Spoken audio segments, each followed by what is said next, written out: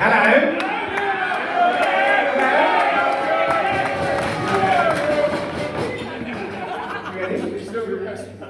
Okay, so there's a proverb that says, a good friend will get you out of jail. A best friend will be in the cell beside you. And Alex truly is that best friend for me. He was indeed in the cell beside me. But more on that later. For those that don't know me, my name is Rob.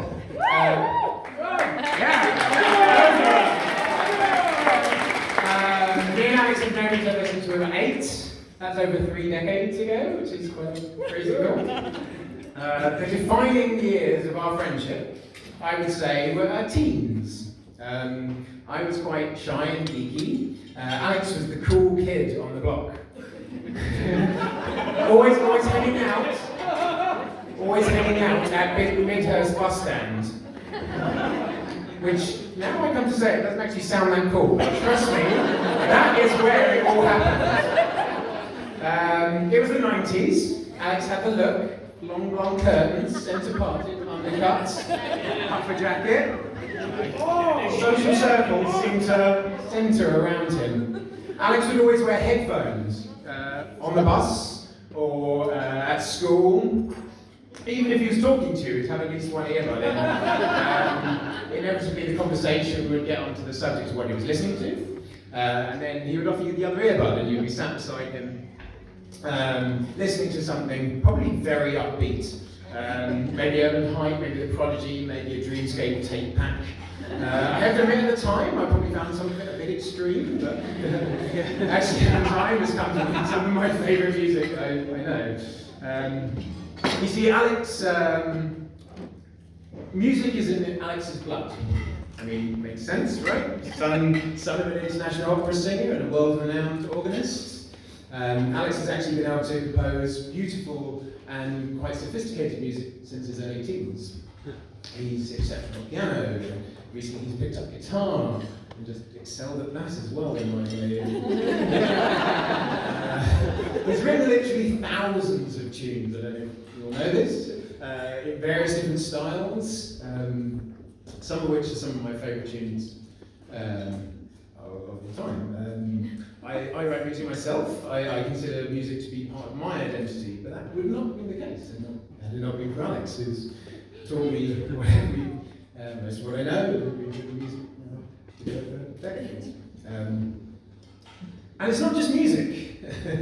Alex is one of these annoying people that is ridiculously good at everything he turns his hand to. So he's an exceptional cook. As long as you don't mind everything in the kitchen getting dirty in the process.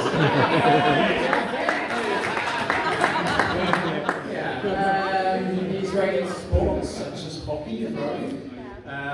He excels at his job. Every time I speak to him, he's being promoted and being given a fancier car. It's true. Anyway, enough compliments.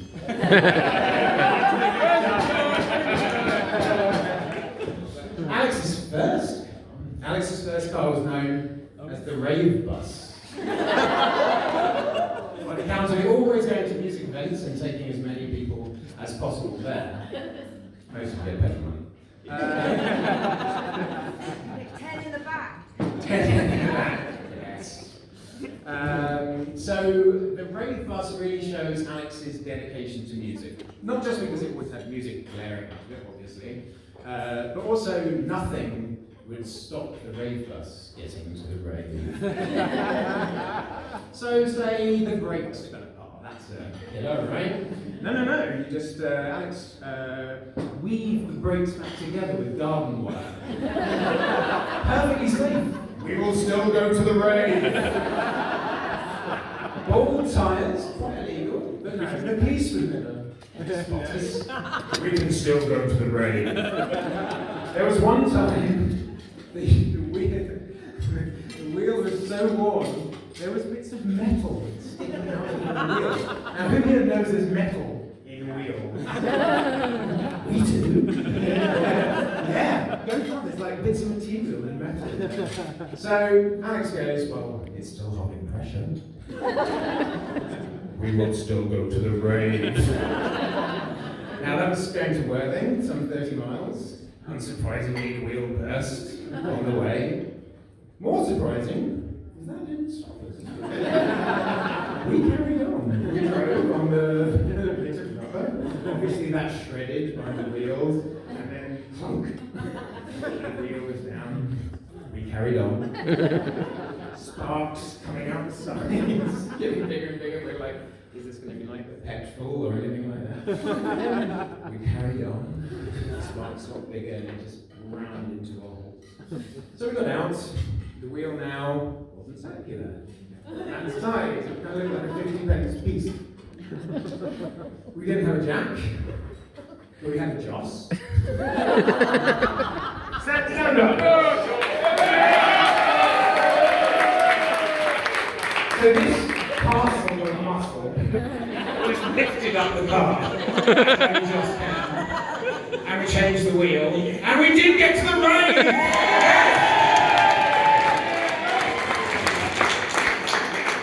Okay, so when me and Alex were young in the 80s, there was a bit of a lax attitude towards drink driving. Our parents, or certainly my parents, would kind of, it'd be like, country village road, just one pint, it's probably fine. But it all changed by the time me and Alex were old enough to drive. We'd seen the stats, we'd heard the stories. We wouldn't dream of drink driving. There was this one time. I would stress, it is one and only time. We were so drunk, we didn't really realise we were drink driving. That's not an excuse. It certainly doesn't have to stand up in court, as we learned. We were out on a large one in Petersfield. Quite heavy, went to a pub, then a club, and it gets a bit hazy. So it was fine, we got home. We got to where we were staying, Rosie's house, where we basically lived at the time. Thank you, Christine. So we got back, we got fine. Still lying drunk, but hey, we got fine. And then I was like, oh, why am I stealing stuff? It's in the car. I left it back at the pub. 20 minutes walk away. What do we do? I'll give you a lift, says Alex. Brilliant idea! So, yeah, so he gave me a lift to my car, and then I got to my car, and then why am I leaving my car here? Why did I drive it back? Now, it was a cold and frosty night, and my car wouldn't start. So he said, oh well, we'll have to unstart it. So we did, very pissed, pushing my car along. It started. I jumped in. Alex got into his car. I'm behind the steering wheel. I'm wondering why it's so complicated. Why is it so complicated to drive? And I realised it's because I couldn't see out the windscreen. There was a thick layer of frost all across it. By this time, I'd driven down the wrong way down the central reservation and going round about the wrong way. I pulled over, got out of the car. There was a white car on the other side of the roundabout. I wandered up to him. He was just like, what is squidgy with me? And then I noticed his black tie. He was an off-duty police officer on his way home. Then had stopped on the roundabout because he'd seen somebody going the wrong way. Alex came back. He was wondering where I had got to.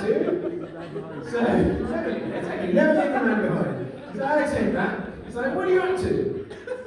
This gentleman is a police officer. He can smell alcohol on my breath. Alex is like, oh, bugger. So it was next to no time. There was like 6 police cars around us. Now there was a common misconception at the time that sucking copper coins could fool a breathalyzer. Now in that situation, it's worth a shot, right? So Alex empties all his change from his wallet into his mouth. Great idea in principle, but now picture the scene in a police car. So each in a separate police car. He's in one, so there's two police officers in the front, a police officer in the back beside him, all asking him questions, and every time he speaks, he jangles. Yeah. So we did end up in a cell together. That's what a best friend is.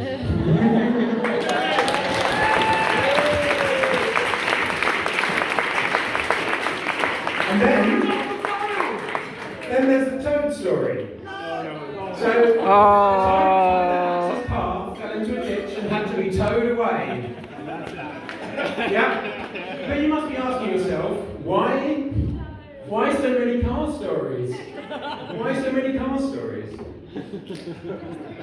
Is Alex some sort of car nut? No. No, not at all. He drives a lot. He's got a very nice car now, a Tesla, electric car, very cool. But if I had to describe one thing that defined him, cars would not be it. Playing kids' TV theme tunes at 2 AM on the piano, that's all like it. But cars, no. So, why cars? I read on the internet that it's good to have a theme with a best man speech. So maybe my coincidental choice of stories could be made into a theme. Maybe I could weave it into a metaphor for your love life. Somehow, bear with me. You see, Alex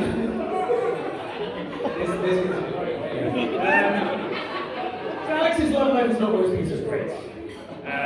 He's found himself in volatile relationships where he couldn't really be himself. He had to present himself in a certain way, and that's just totally changed with Gabby. With Gabby, he can be himself. You're comfortable in your skin. You're honest. You're relaxed. I mean, Alex has always been quite a happy person, but for the first time, you're like happy to the core of your being.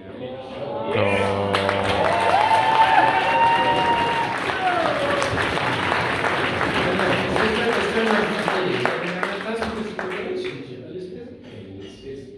You trust each other. You want what's best for each other. You actively seek to improve each other's lives. They make sweet, sweet music together. Literally make music together. Gabby's got a beautiful singing voice. That's all I need. And you're clearly potty about each other, which definitely helps. Gabby, really, with my help, thank you for coming into Alex's life. Thank you, Gabby.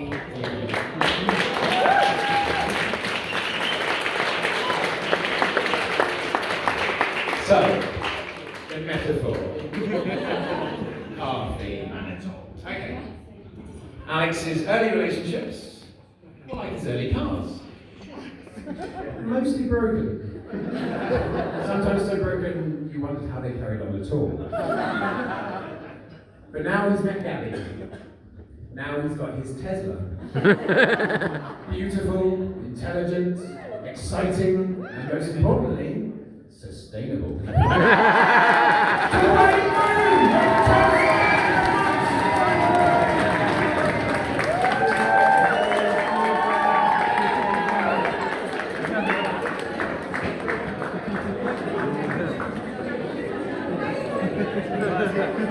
And that's it.